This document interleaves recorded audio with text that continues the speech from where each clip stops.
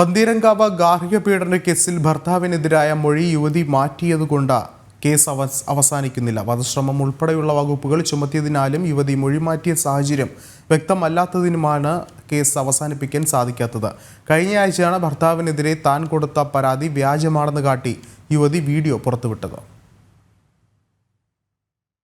വ്യക്തികൾ തമ്മിലുള്ള തർക്കങ്ങളും സിവിൽ കേസുകളും ഹൈക്കോടതിയിൽ ഹർജി നൽകി അവസാനിപ്പിക്കാൻ സാധിക്കും. എന്നാൽ വധശ്രമം ഉൾപ്പെടെയുള്ള ഗുരുതര കുറ്റകൃത്യങ്ങളിൽ അന്വേഷണവും വിചാരണയും പൂർത്തിയാക്കിയാലേ കോടതി അന്തിമ തീരുമാനത്തിലെത്തുകയുള്ളൂ.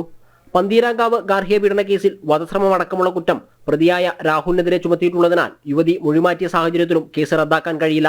മാത്രമല്ല, യുവതി മജിസ്ട്രേറ്റിന് മുമ്പിൽ രഹസ്യമൊഴിയും നൽകിയിട്ടുണ്ട്. ഇത് വിചാരണഘട്ടത്തിൽ മാറ്റി പറഞ്ഞാൽ കോടതിയിൽ കള്ളമൊഴി നൽകിയതിന് യുവതിക്കെതിരെ കേസുമെടുക്കാം. 7 വർഷം വരെ തടവ് ലഭിക്കാവുന്ന കുറ്റമാണിത്. യുവതിയുടെ ശരീരത്തിലേറ്റ മുറിവുകളും കേസിൽ നിർണായകമാണ്. ഈ മാട്രിമോണിയൽ കേസുകളിൽ, അത് കുടുംബസംബന്ധമായ കേസുകളിൽ പലപ്പോഴും ഭർത്താവിനെതിരെ കേസ് കൊടുക്കുകയും പിന്നീട് അവർ രണ്ടുപേരും ഒരുമിച്ച് പോകാൻ തീരുമാനിക്കുകയും അതിന് ആ കേസ് ക്രിമിനൽ നടപടി നിയമം 482 വകുപ്പ് പ്രകാരം കോഷ് ചെയ്യണം എന്നെല്ലാം എന്ന് പറഞ്ഞ് ഹൈക്കോടതിയിൽ പോകുന്നത് ഒരു സ്ഥിര സംഭവമാണ്. അപ്പോൾ അങ്ങനെയുള്ള കേസുകളിൽ അഫിഡവിറ്റ് കൊടുത്ത അഫിഡവിറ്റിന്റെ അടിസ്ഥാനത്തിൽ കോഷ് ചെയ്യാറുണ്ട്. പക്ഷെ ഒരിക്കലും അന്വേഷണ സമയത്ത് കോഷ് ചെയ്യുന്നത് വളരെ അപൂർവമാണ്.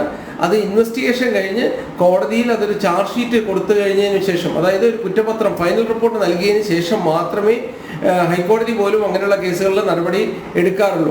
ഇനി കേസിൽ യുവതി മൊഴി മാറ്റാനിടയായ കാരണം ഉൾപ്പെടെ അന്വേഷിക്കേണ്ടതായി വരും. കേസ് അന്വേഷണത്തിന്റെ ഭാഗമായി 2 പോലീസ് ഉദ്യോഗസ്ഥർക്ക് സസ്പെൻഷൻ ലഭിക്കാനിടയായ സാഹചര്യത്തിൽ പോലീസിന്റെ സമീപനവും കേസിനെ സ്വാധീനിക്കും. എന്നാൽ നിയമവശം നോക്കിയ ശേഷമായിരിക്കും കേസിൽ മറ്റു നടപടികൾ ഉണ്ടാവുക എന്ന് city police commissioner Rajpal Meena അറിയിച്ചു.